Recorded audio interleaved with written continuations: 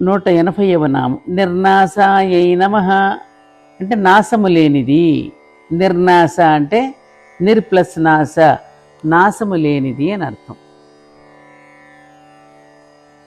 సత్యం జ్ఞానం అనంతం బ్రహ్మ అని తైత్తరీయ ఉపనిషత్తు చెప్తుంది. సత్యము జ్ఞానము అనంతం అనే 3 లక్షణాలు చెల్లే పరబ్రహ్మ స్వరూపమే అమ్మవారు. నిజమైన అస్తిత్వం కలిగింది సత్యం. మనం తెలుసుకుంటూ పోయి దేని యందు లీనమవుతామో అది జ్ఞానం. ఆది అంతము లేక ఎల్లప్పుడూ ఉండడమే అనంతం కాబట్టి, ఆది అంతము లేనిదే అనంతం కాబట్టి అమ్మవారికి నాశ లక్షణం ఉండదు. మనం సినిమాలలో చూసేటటువంటి జనన మరణాలు, హత్యలు, దోపిడీలు తెర మీదనే జరుగుతాయి.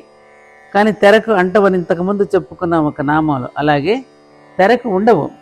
సినిమా తెర లాంటిదే అమ్మవారు కూడా. ఆవిడ ఏంది సృష్టి స్థితి లయాలు వర్తిస్తాయి కానీ ఆవిడకు ఉండవు. కాబట్టి నాశము లేనిది అని నామానికి అర్థం.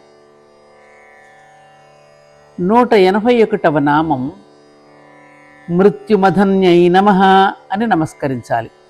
మృత్యుమధని అంటే మృత్యుభావమును, మృత్యువును పోగొట్టునది. అసలు మనకి చనిపోవడం కంటే చనిపోతామన్న భావమే అసలైన మృత్యు లక్షణం.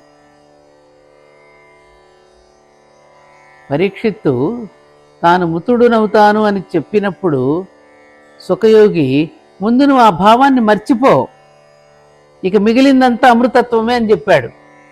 అలాగే ముందు మనలోని మృత్యు భావనను మదనం చేస్తుంది అమ్మవారు. అంటే ఫ్రీడమ్ ఫ్రమ్ డెత్ అన్నమాట. అటుపైన ఆత్మస్వరూపమైన మనకు మృత్యువు ఉండదు.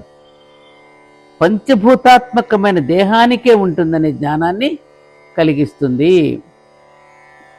ఈ దేహానికే తప్ప ఆత్మకు మరణం లేదు అనే విషయాన్ని మనకు తెలియచేస్తుంది. మృత్యు భావనను, మృత్యువును పోగొట్టున్నది అని ఈ నామానికి అర్థం.